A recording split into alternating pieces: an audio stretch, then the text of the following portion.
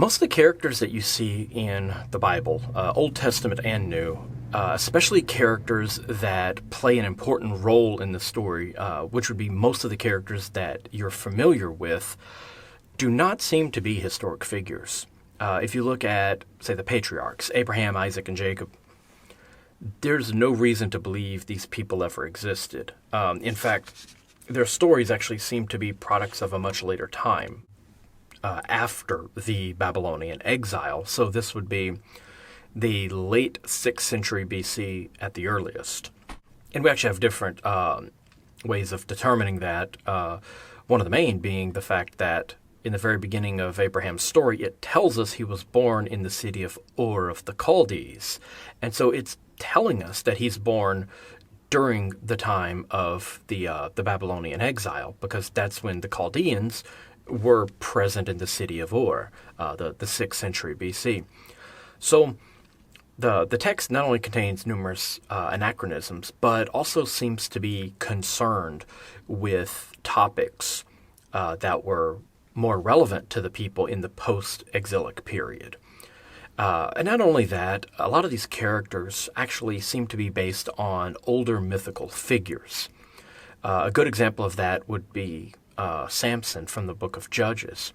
He's based on a sun god named Shamash, and many of his stories are taken from the stories of this sun god. We also see that with Abraham, Isaac, Jacob, Joseph, Moses, Joshua, and so on. You go through Saul, David, the whole Old Testament, and you're going to find countless examples of these characters having details of their life based on older mythologies.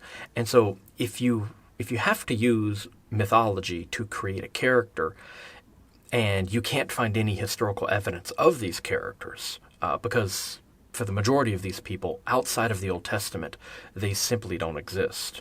We can't find any sort of references to Moses until the exilic period.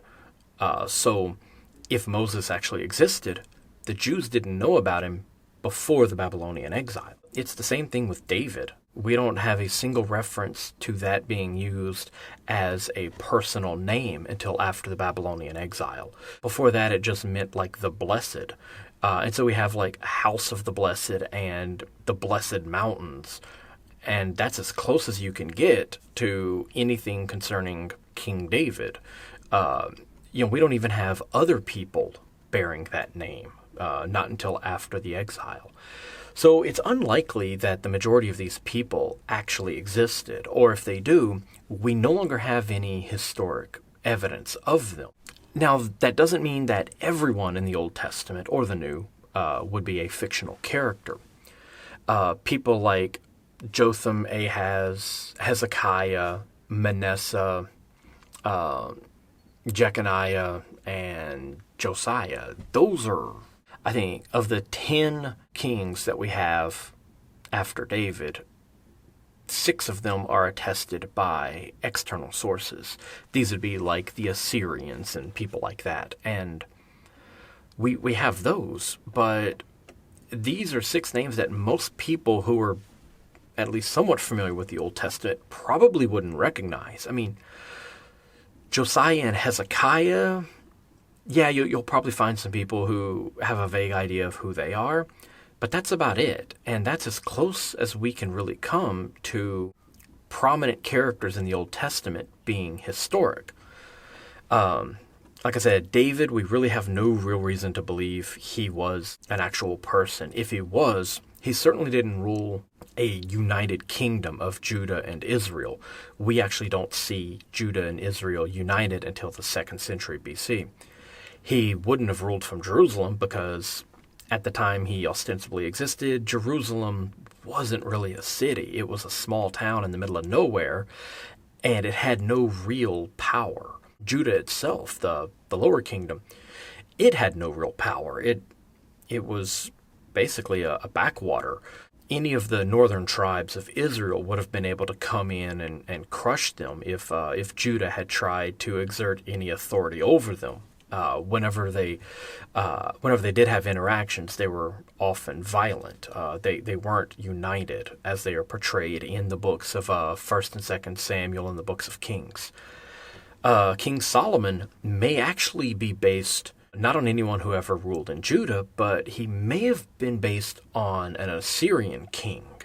And certainly whenever we look at descriptions of his temple, how it was built, where the lumber was sourced, the decorations, his treasure, and all the rest, that actually seems to be taken from a story concerning an Assyrian king.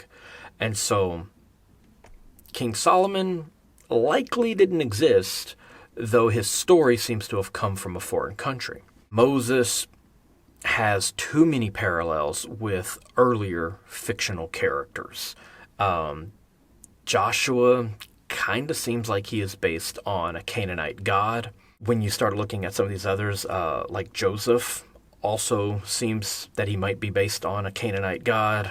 There may be evidence that Abraham is based on a moon god. And so we kind of don't really have any good evidence that any of these people are historic.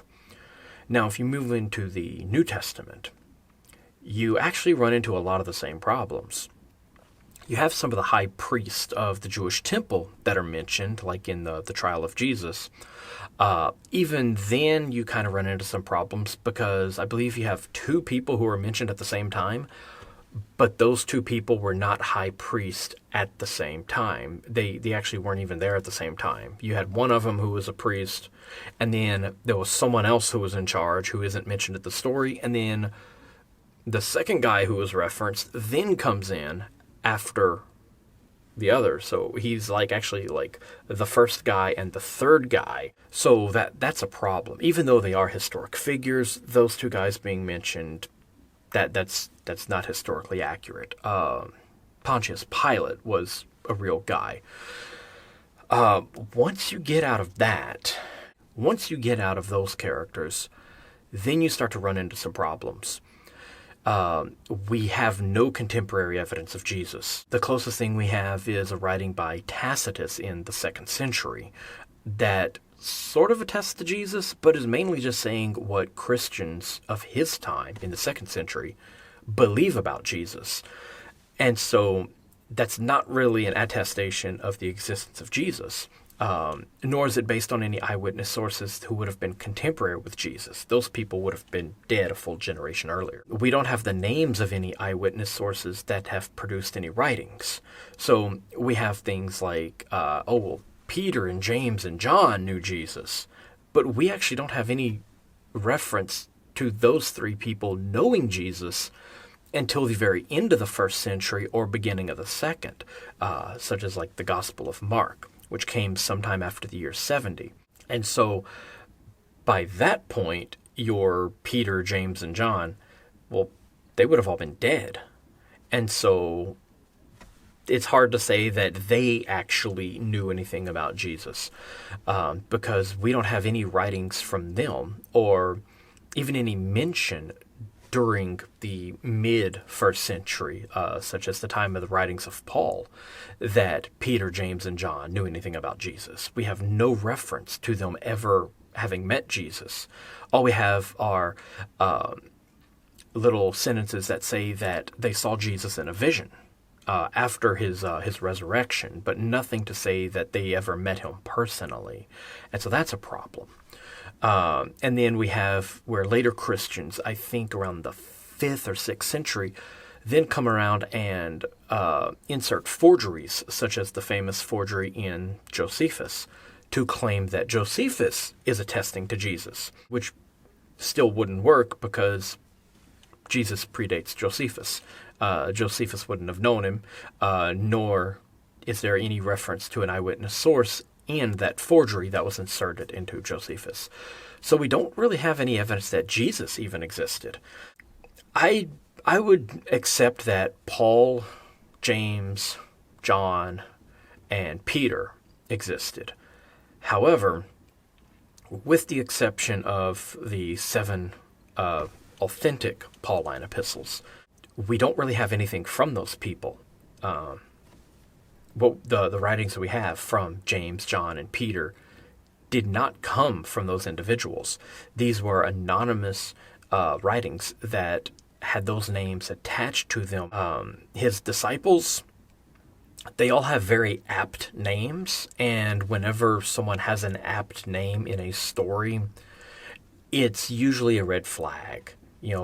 And if you have multiple instances of this in a single story, it's usually a safe assumption that this is a fictional story. And so most of your New Testament characters, we have no evidence that they ever even existed. So the majority of your major players in the New Testament and the Old, we don't have any reason to believe they actually existed. And they seem to be based on older mythical figures, Jesus included.